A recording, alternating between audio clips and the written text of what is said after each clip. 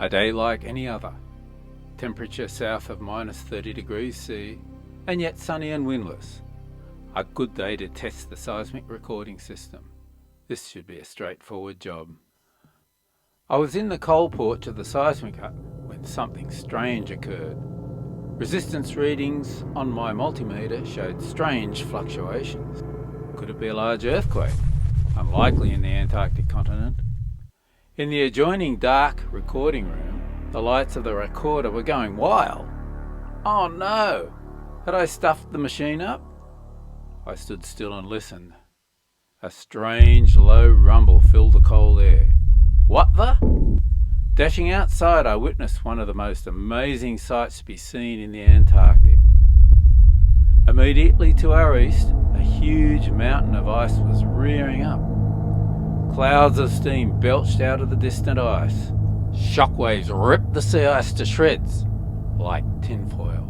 Despite August sea ice being at its maximum strength and thickness, I raced back to the geo hut to grab my movie camera, returning just in time to witness the final undulations of a brand new, massive iceberg. Although about 2 miles east of Mawson, the shockwaves reached into Horseshoe Harbour, disintegrating much of the sea ice. The husky pups, born in winter, had never seen liquid. With childlike curiosity, they investigated the new puddles they saw, and instantly their little tongues were frozen to the ice.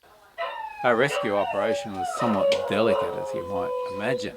At least half a mile of icy coast had dislodged and flipped over. In the space of a few minutes, the entire view of East Mawson had changed dramatically. A shocking thought struck me. Just 2 days ago, I was in that disaster zone observing strange pressure ridges, the reason for which was now obvious. Was anyone down near East Bay this morning, I asked? Nobody knew for sure.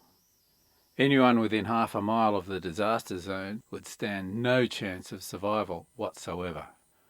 All staff accounted for, curiosity replaced safety concerns. An insatiable inquisitiveness afflicted 3 souls in particular. Mike the Met observer,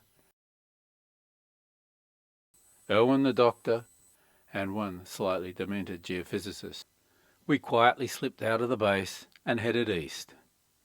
An hour of dodging unstable sea ice eventually got us to the scene of devastation.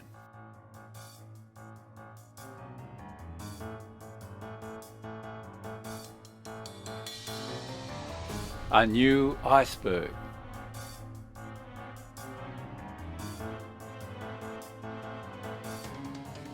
Huge chunks of sea ice, 5 or 6 feet thick, had been thrown around the lower reaches of the iceberg like so much shrapnel. Awesome!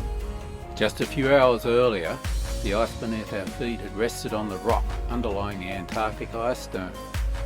We slipped and slid as we tried to climb over the mounds of slippery ice.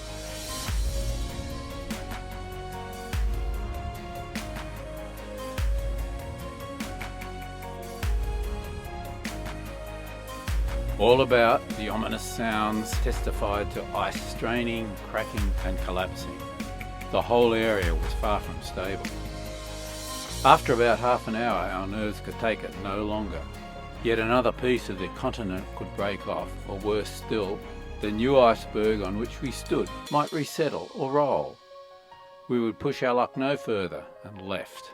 Back at base, we kept our crazy little adventure secret.